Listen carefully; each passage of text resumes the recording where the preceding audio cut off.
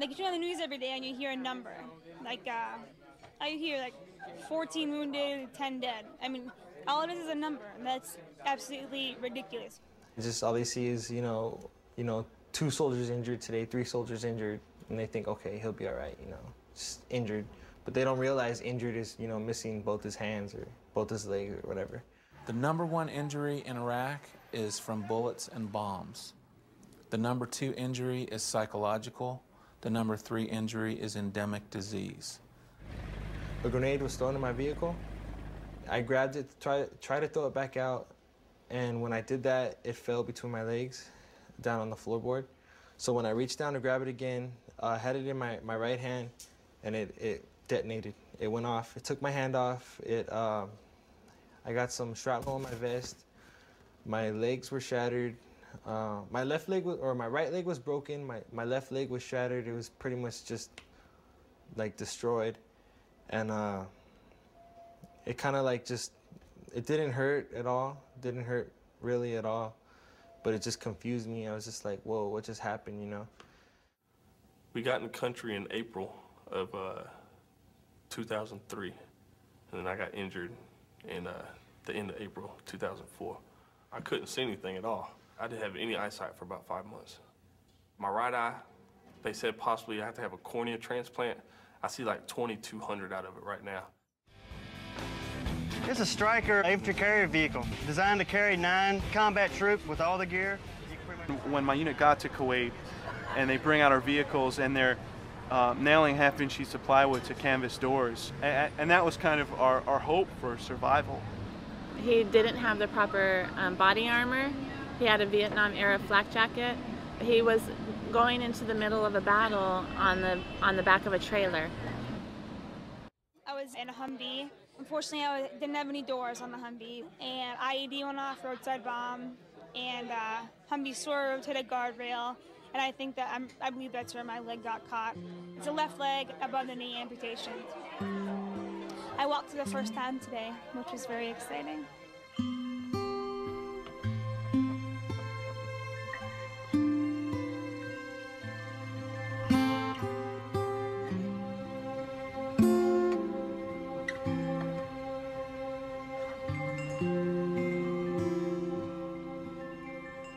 Part of the reason they're surviving is that technology has given us some body armor that protects the torso, but they haven't gotten to the point where they can protect the extremities.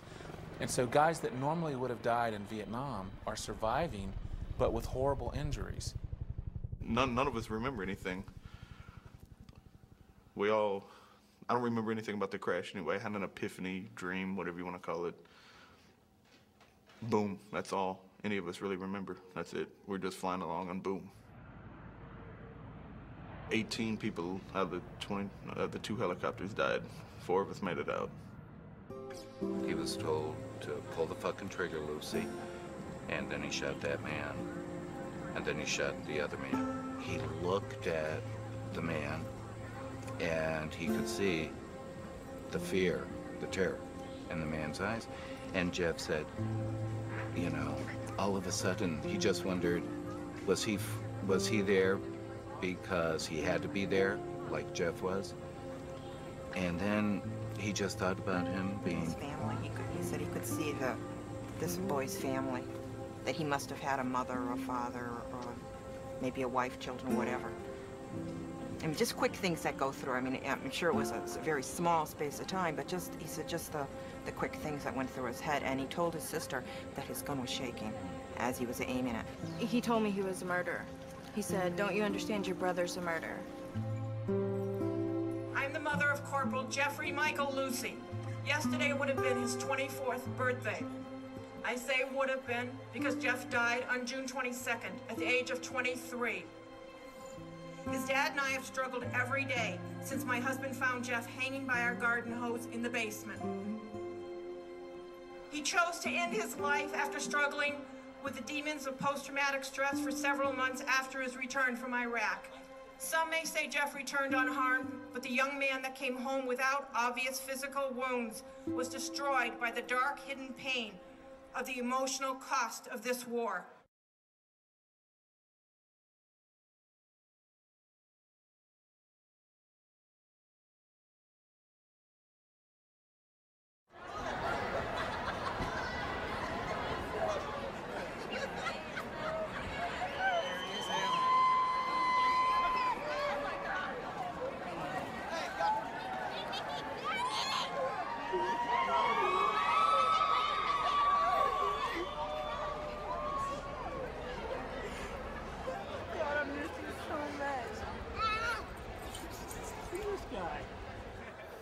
Glad to be home.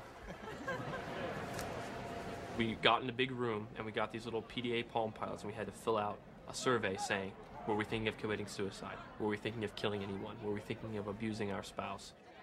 They offered us the chance for psychological services. They offered the choice of going home or staying at that Army base to receive treatment.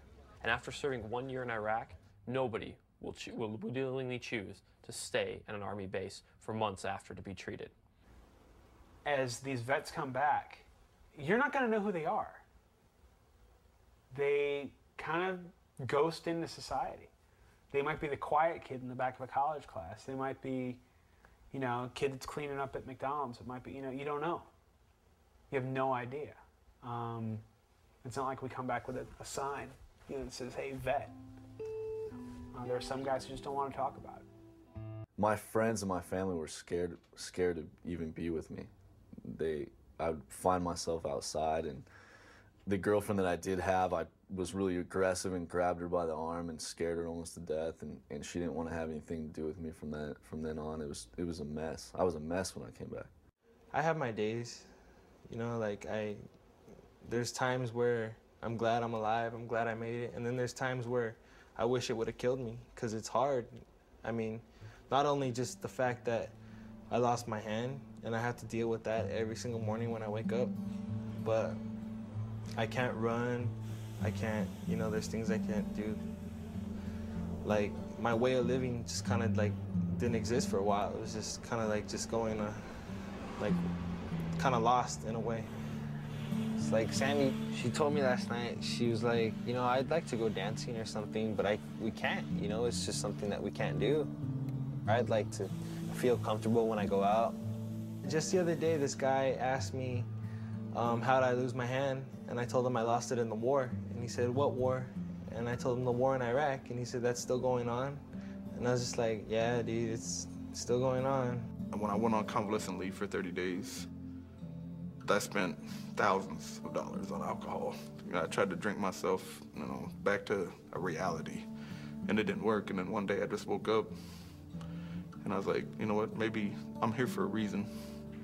I'm here to make sure their names never die, their memories never die, and to make sure that no other soldier has to go through what I had to go through on their own. The worst thing is that you don't fit. You don't fit anywhere. And there's no place for you to fit in except by yourself. And then, you know, you don't like yourself anymore. I'm not a person that wants to kill myself. But if there's ever a time that I didn't, you know, that I felt that way, it was then. And that's horrible, you know, being out of the military for the first day and you can't go to sleep at night because you hate yourself and you hate what you just did. It's a horrible feeling. My dad had to tell me a couple times, you know, he had to grab hold of me and shake me in the middle of the night because I'd be rummaging the house, looking for my machine gun and my helmet and my armor and my boots, you know. And he'd tell me, man, that stuff's not here and you don't have anywhere to go. You're home, you're safe, you need to go to sleep. What you bring back from war is, and I mean this in a literal sense, in your bones, in your blood, in your skin, in your tissues, in your mind, forever.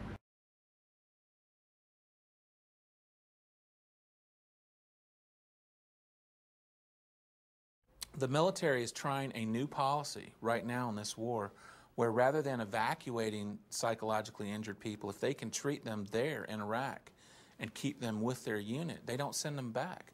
So we don't even know how many psychologically injured there are. But the nature of war and all the confounding factors, I believe, much as Vietnam was Agent Orange, this war will be the psychological injury of war.